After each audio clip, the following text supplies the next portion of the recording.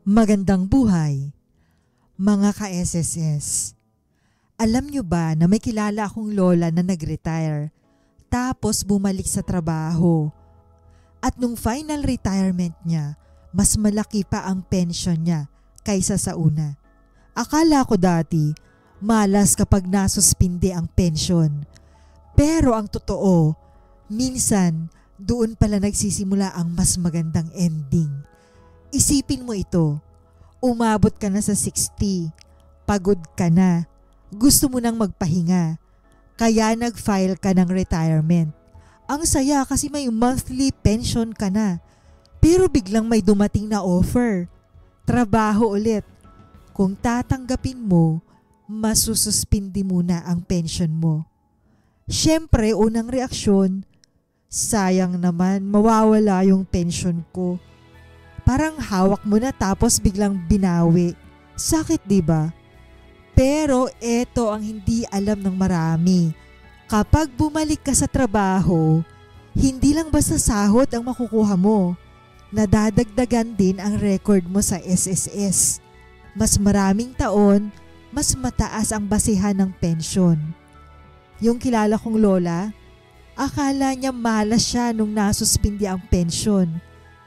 Pero dahil tinanggap niya yung bagong trabaho, mas napalaki niya ang lifetime pension niya. Ngayon, hindi lang siya basta may pension. Meron siyang panggastos para sa gamot, pangtulong sa pamilya at pang-enjoy sa sarili. At eto yung hindi kayang sukatin ng pera. Hindi siya namumroblema kung saan kukuha ng pambayad sa ospital. Nakakatulong pa rin siya sa pamangkin niya hanggang makatapos ng kolehiyo. At higit sa lahat, may peace of mind siyang hindi siya magiging pabigat kahit kanino.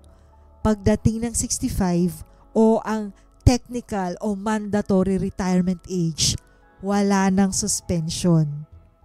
Kapag nag-file ulit ng retirement claim, tuloy-tuloy na ang pension kahit magtrabaho ka pa.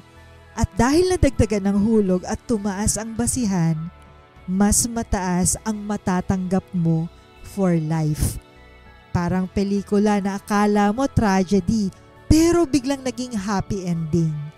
Kaya huwag mong isipin na malas kapag nasuspindi ang pension mo dahil bumalik ka sa trabaho. Ang totoong malas, yung hindi mo nalaman na may second chance retirement pala. At doon mo makukuha ang best version ng pension mo. Kung gusto mo rin ng mas maganda at mas tahimik na pagtanda, i-comment mo, better pension, better me. I-share mo na rin para mas maraming ka-SSS ang hindi magkamali sa retirement. Hanggang dito na lang mga ka-SSS.